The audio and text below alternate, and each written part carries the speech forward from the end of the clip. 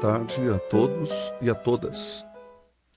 Nosso trabalho está aí, resultados e interpretação da experiência na psicologia didática de Hans Aeble em Piaget, capítulo de número 14.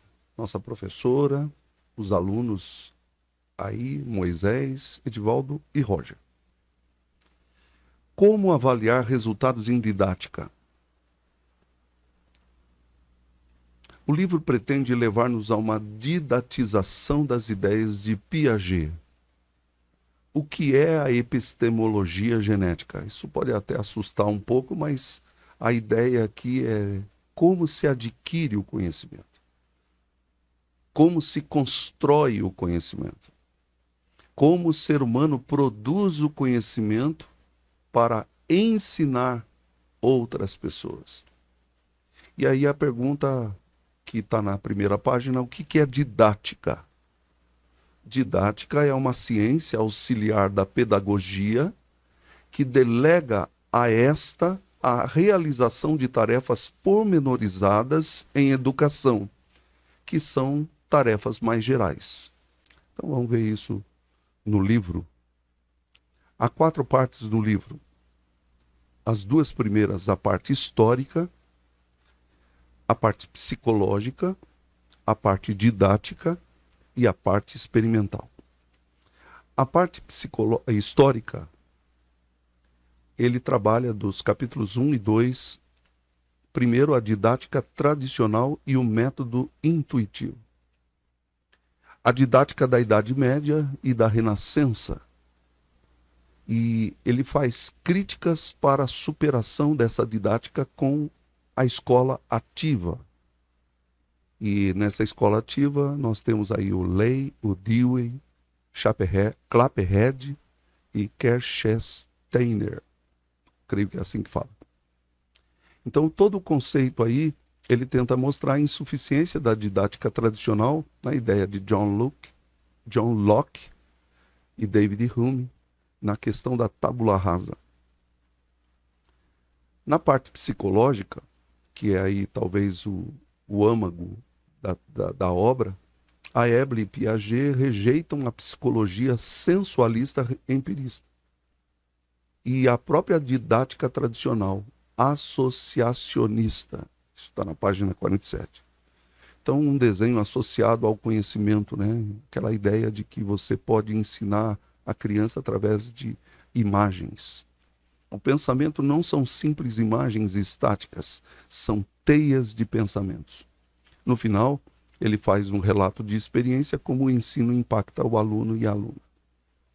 No capítulo, na terceira parte, a parte didática, dos capítulos 7 ao 10, começa a parte didática onde nós todos trabalhamos. Construções de operações. Pensar é operar. O papel do professor é perguntar como provocar a aquisição do conhecimento pelo aluno e situações em que eles construam as operações que devem ser adquiridas.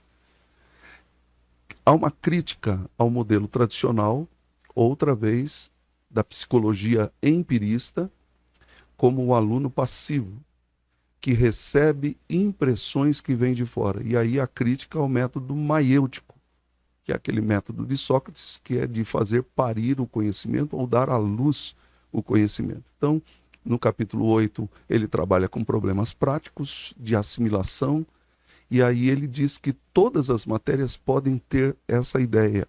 E aí vem aquele grupo, se eu não me engano, da Adriana, que trabalhou a questão da cooperação, a reversibilidade, associatividade e a interiorização do conhecimento. Bom, dito isso, ele trabalha com a parte experimental na última parte. É uma metodologia de trabalho imposta sobre 2 escolas em 1949, uma com o ensino tradicional e a outra baseada no ensino de Piaget.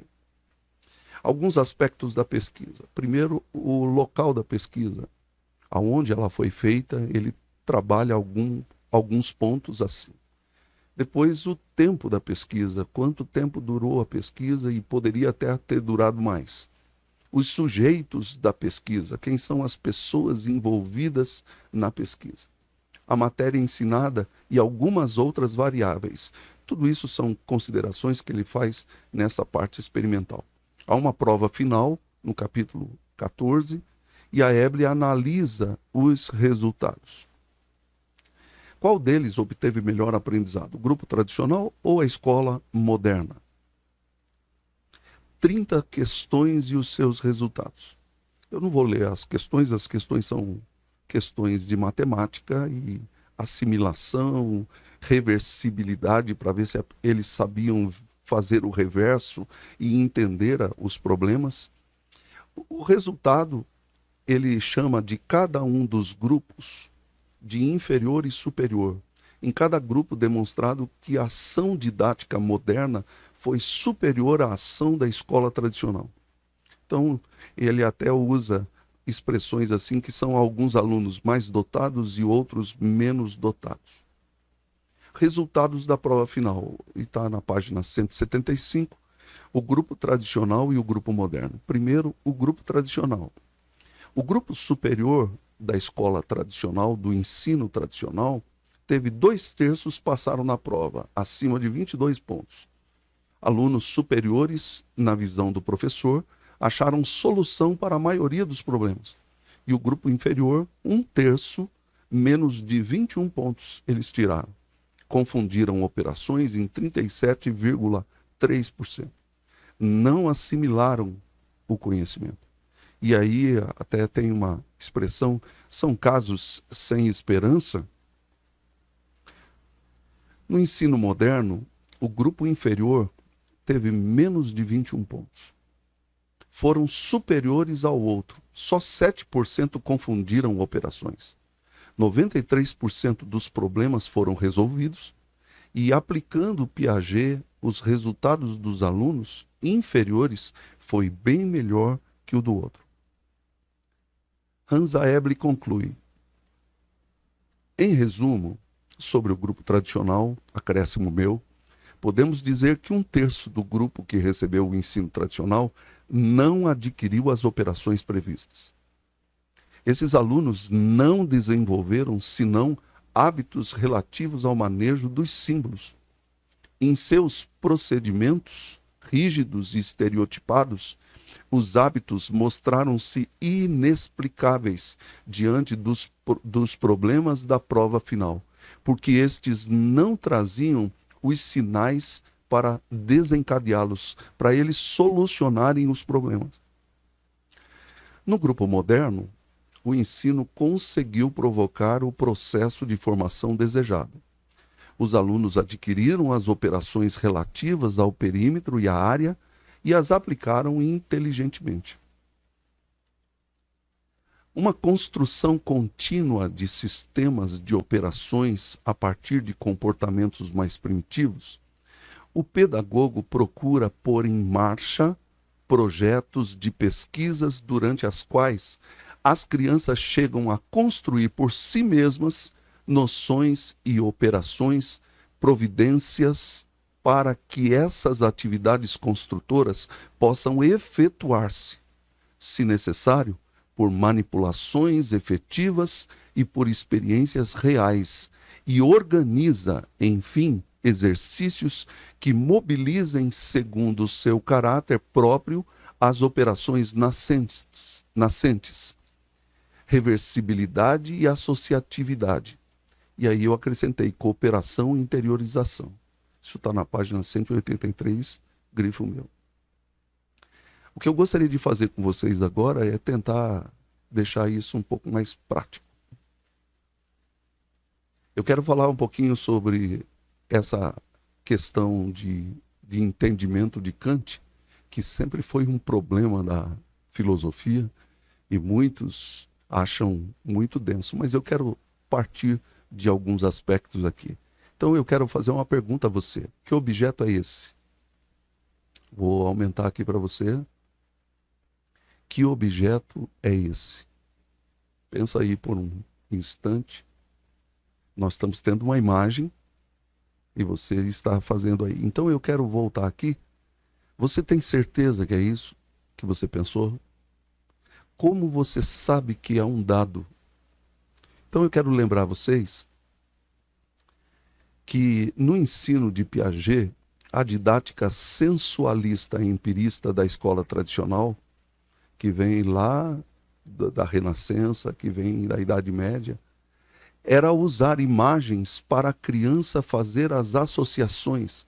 A Eble diz assim: a psicologia sensualista e empirista, que é associacionista, e a didática tradicional baseiam-se no processo da impressão de imagens no espírito humano.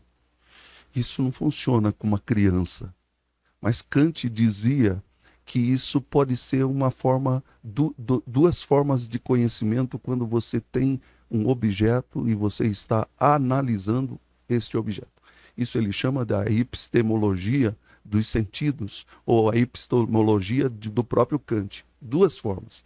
O conhecimento pode ser empírico, que é sensualista. Ele é um conhecimento a posteriori.